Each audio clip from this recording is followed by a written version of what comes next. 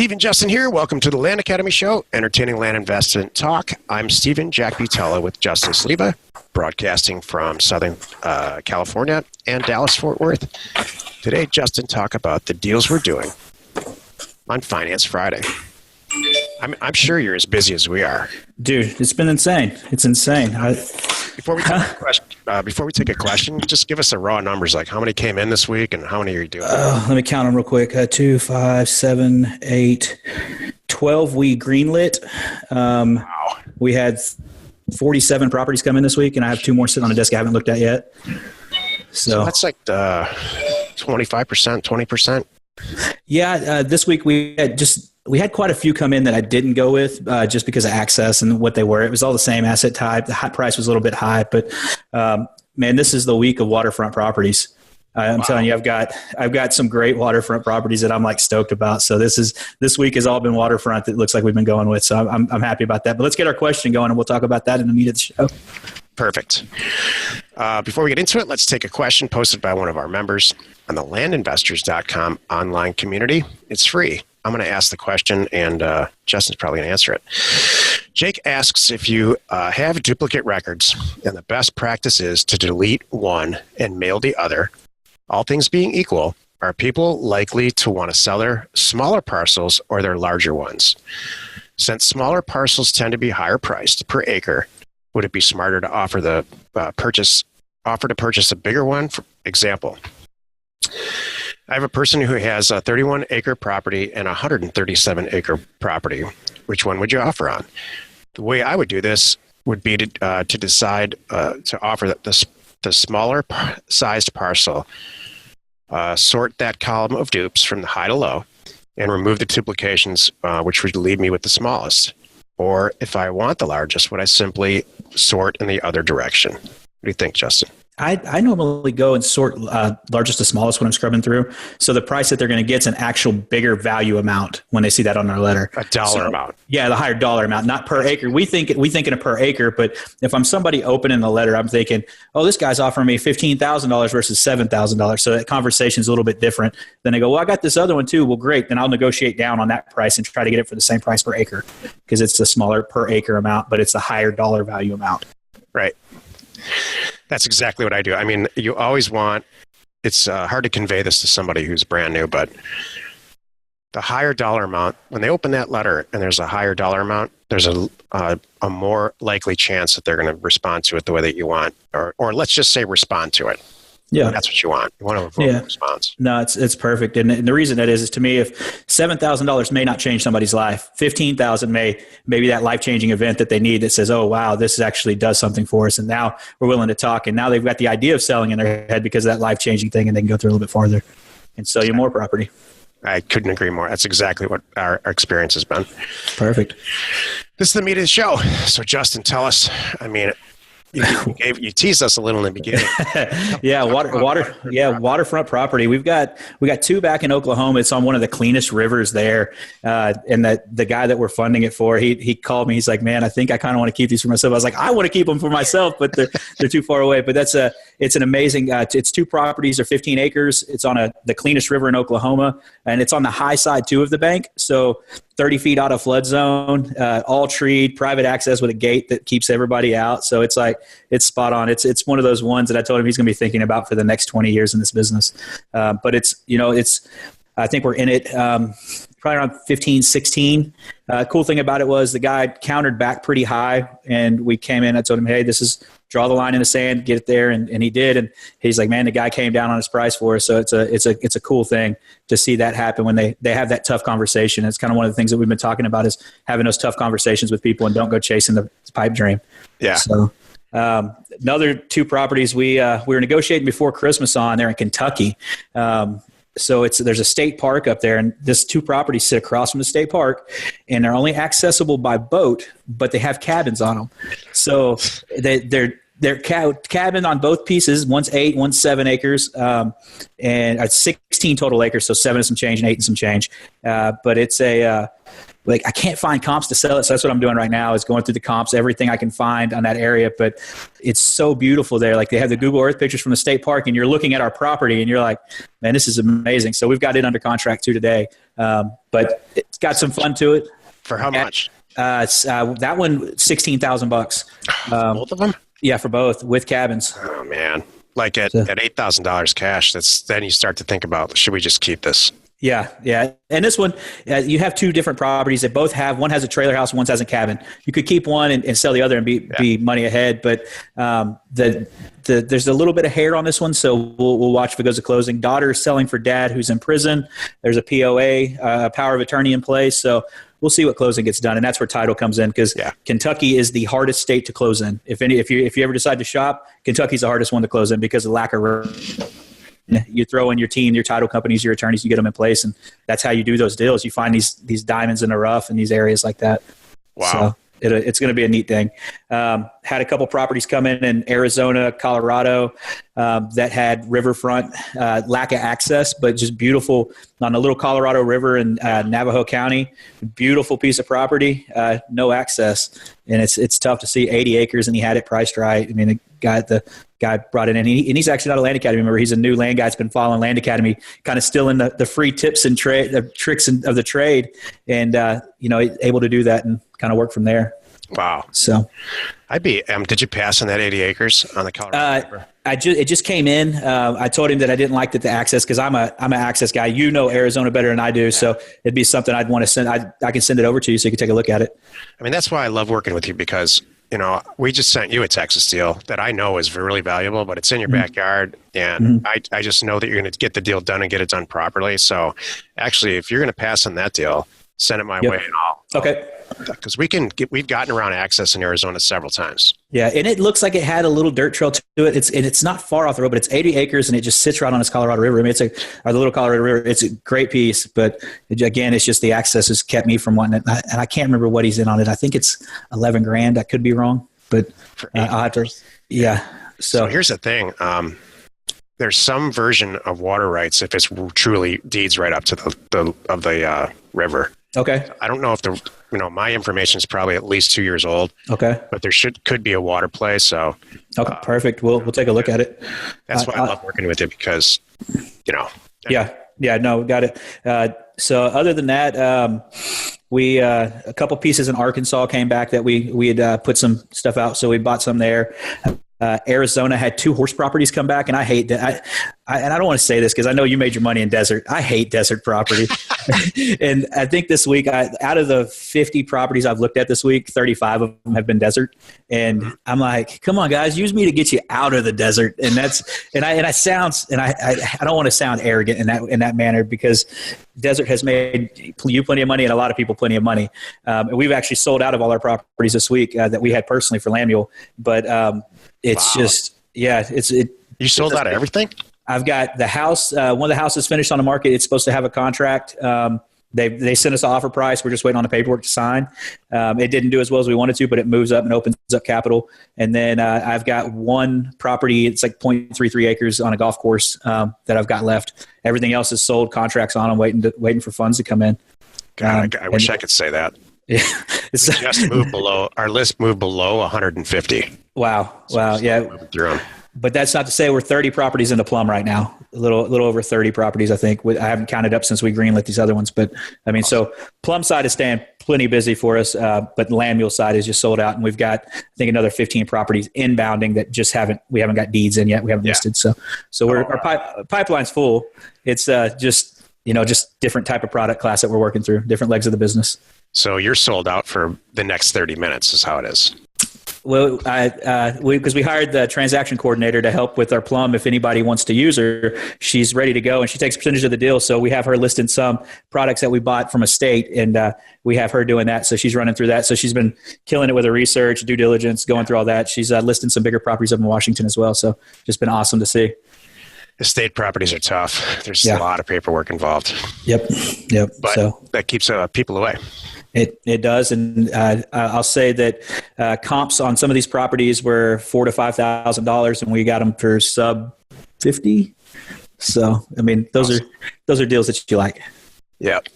So We got in, we just opened funding on January 1st. In the first 9 or 10 days, let's say we've got, in fact, Jill did a show about it yesterday. Yeah. I think 20 properties in. And after the show, I green lighted about 8 of them, I'm going to say. So Okay. it's more than I thought as a percentage, but great infill lot, couple of great infill lots in Fresno, California, one in Nice. a great wooded property in Washington State, Nice. a home run in Ohio.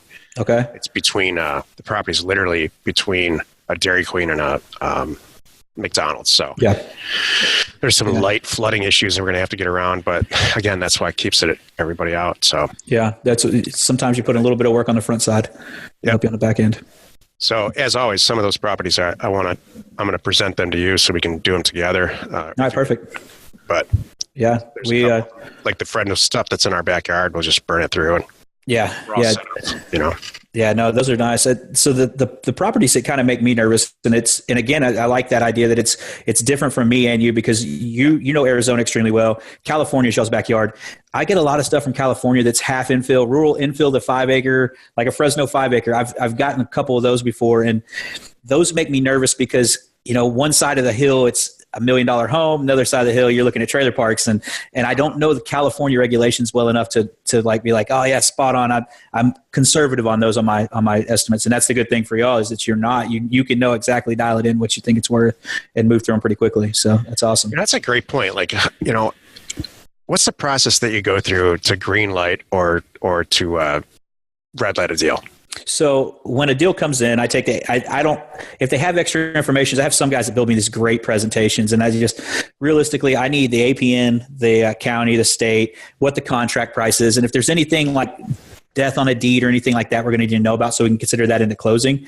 But I'll bring that in. I'll find that exact same property on like the different land sites and Realtor and Zillow that have map view, and then look at sold comps and the comps all around that area. Exactly. So not county, but I mean, it's micro look at it, and we see what's sold. Yeah. And the funny thing is you'll see some of those properties come back and they've been listed for 2 or 3 years. And you're like, hey, shit, this one has been listed. You know, why hadn't it sold? And they're like, the person bringing you the deal say, oh, I think it's going to bring $200,000.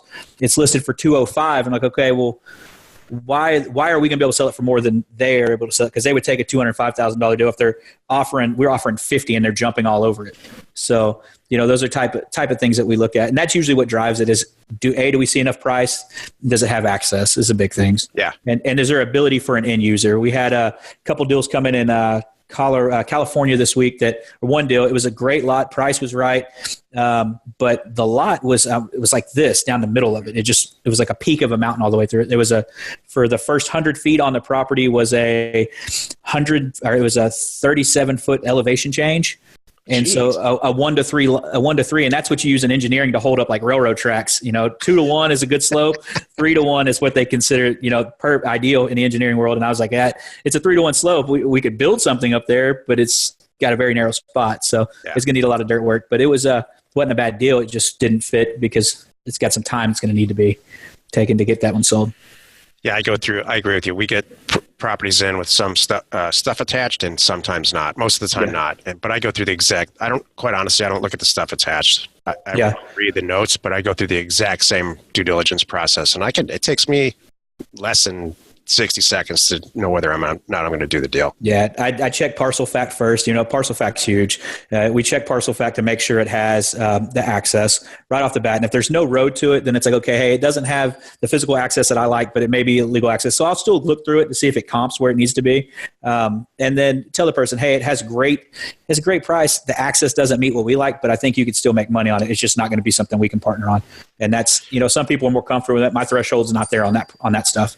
So we're doing a deal through one of our members in Coconino County, where I was convinced the property didn't have any access, and the guy that brought it to us says that's what I thought too. But there's a pipeline maintenance road that goes there, and here's why. And he actually provided real access, and I'm like, done. I mean, this is actually what the buyer needs to know too. Yeah. So, you know. No, that's great. We bought a property in Oklahoma like that had access to a pump on a river that ran through the side of the property. So they had a beautifully maintained road, Yeah. perfect gate, and it was like a 5-acre property, but they had a road all the way down the east side of the property. I think we picked it up for, I don't know, it was like $2,500, and then ended up selling it for $10,000. And the people were happy. They're like, I got a brand new road all the way across my property, and I can get into any piece of it, and it's maintained by somebody else. So it was a great piece. Yeah, it's a great attribute. Sick margins. Yep.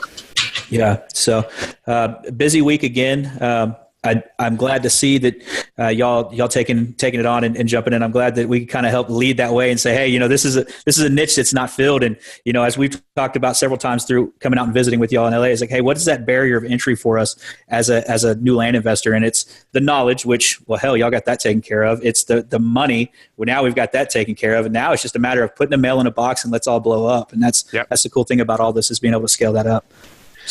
So I wanted to ask you, how much do you get involved, if at all, after you fund a deal? The deal's done. You and your partner own it, and it's on its way to the sale process. How much are you involved? It depends on the person. So I asked for a marketing plan. I know one of the guys mentioned on Jill's show the marketing plan, and I do ask them for their marketing plan. They'll let me know every site they send, and I have them send me those links, and then I verify those links. And if they have something like, I may have a guy that doesn't have Land's dashboard, and I have 3 or 4 spots left on mine. I'll say, hey, if you don't have it, don't spend the $260 right now. Just send it to me, and I'll list it, and then everything I get in, I just forward it to them. That way we can get it that be everywhere mentality.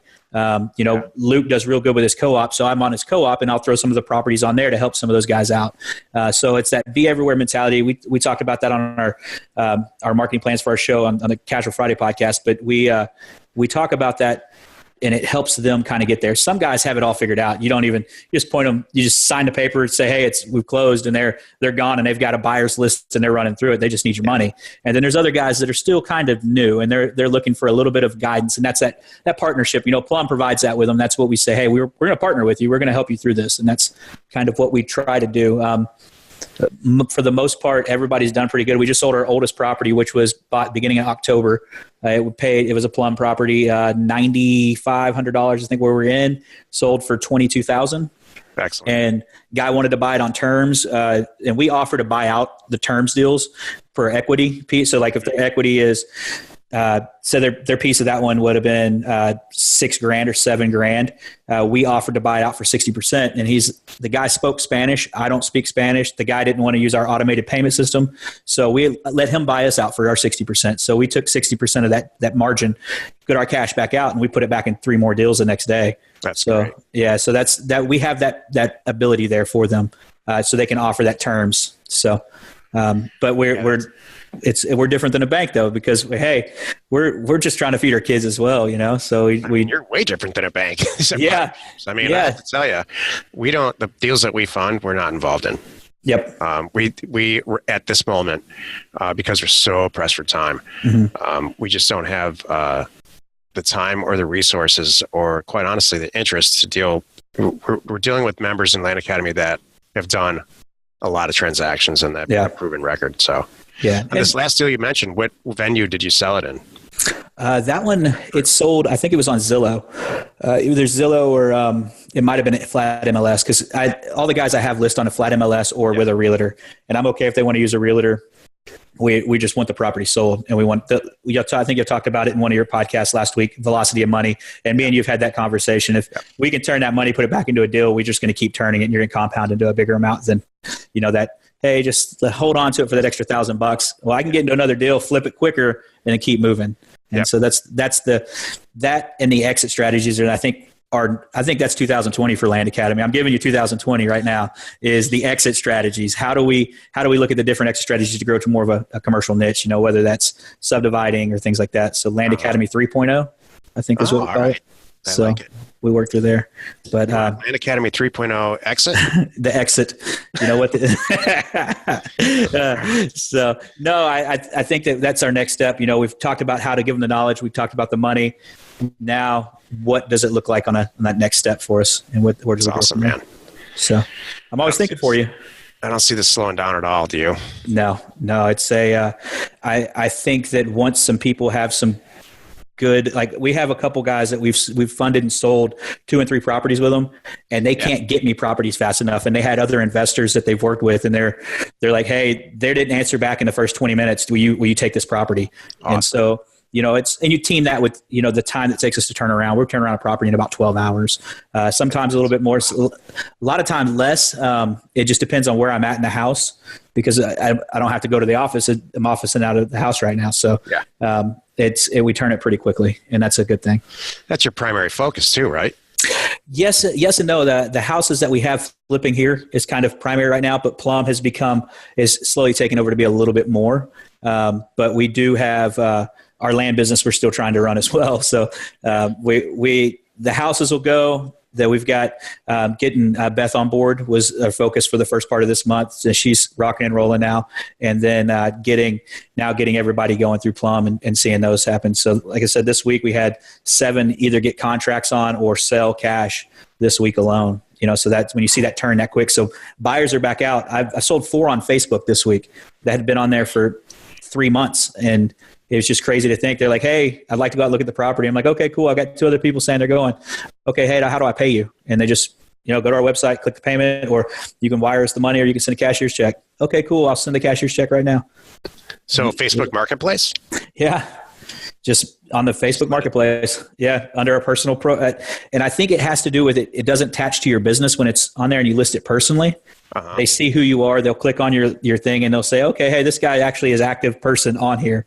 And it's not somebody that has one picture from 2018 and they started their Facebook page in 2018. You see 11 years of experience on Facebook. You see a guy with his family. It's a little bit more trusting than, just a business account sometimes. So we do it both ways.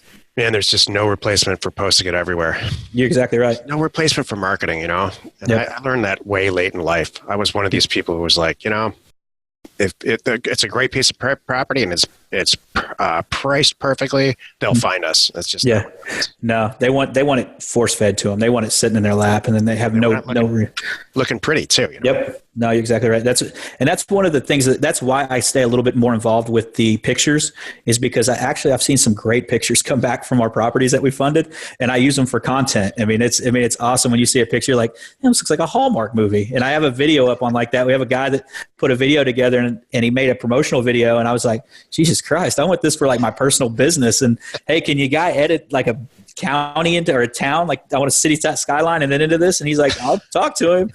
But again, it's the marketing and that's spending that little bit extra money. And that's that difference of buying $500 properties or buying a $10,000 that's worth $30,000 property. You can spend $300 on a video at that point. If you spend $50,000 on a $150,000 property, you'd be asinine not to get somebody that's a professional involved to make that drone video for you. That's what I think too. Yeah. So awesome. It's great to see. Well, you've done it again. You spent another 15 minutes or so listening to the Land Academy show. Join us next time where we discuss another interesting episode and answer questions posted on our online community, landinvestors.com. It's free. As always, you are not alone in your real estate ambition. What's next, Justin? What's your next week look like? Next week looks more the same as this week. Hopefully more waterfront property. And we have a couple properties we'll need to, I'm looking over at my deed stack to see. I got one that needs notarized, a couple checks come in and some disbursements on some stuff, but just more of the same. I need to hoping to have this house finished up, that contract signed and everything closed. So we open up some more capital. It all turns back into it. It opens up $200,000 more in capital to go back into all this. So everybody I know has a house sitting out there, us included. We have a house sitting out. We're going to make $120,000 on this house. And we've all just decided, and it's been for sale for 3 weeks, which is unheard of for us. We're always first 3 days it sells. But we decided to retail this house during the holiday season. And we're one of those people like you. We have a house there and it's it's starting to I'm starting to think about it, but not really worry about it. We listed through it. We listed Thanksgiving and had 6 showings till after Christmas. The first weekend after the first, so last week, weekend before last, I'm trying to think what today is comparatively to us. We had 10 showings in 2 days. And I was like, where have these people been? We dropped the price 20 grand, and I'm like, where are they at? And then offers, like everybody's like, oh yeah, we just got to call this. We're going to check it on this. We'll get an offer over tonight. Here's what we're going to offer. Are you okay with that? We want to be ahead of any other counter offers that are out there. It's crazy to see how quick it's going. We had a full price, all cash offer on it. And they looked into and they found out, because this is in a HOA community, that there's an additional HOA monthly fee because this has grass. It's in Arizona. So they have to mow it. And so they said, yeah, we don't want it. And I'm like, that killed the whole deal. That's I'll give you that back at closing. I'll pay for the year. First year's on us, guys. we said all that. Yeah. I just think they're like, nah, we don't. They think they found another house or something. Okay. I don't care. Yeah, we had a house with Trevor. He called. He's like, hey, I got a house back on an infill lot mailer. Can you go be boots on the ground for me in DFW? So we walked it. We made an offer. We were $1,000 off on the offer. People come back to us, and he calls me. He goes, dude, I don't know what the heck just happened. They dropped the price 35 grand. I was like, okay. Yes. I was like, okay. He's like, is your buyer still good? I was like, yeah, let's make some money. So he's like, I'm going hunting. And I was like, just send me the name. I'll take care of it. So that's the cool thing about the networking with Land Academy is that, we all can work together and help each other make, decent money and work to see everybody become successful. Yeah. And that's the cool thing about this community. Wherever you're listening or watching, please rate us there. Get your deals funded at pluminvestors.com. Investment I'll talk group. to you soon, bud. All right, bud. Bye. Bye.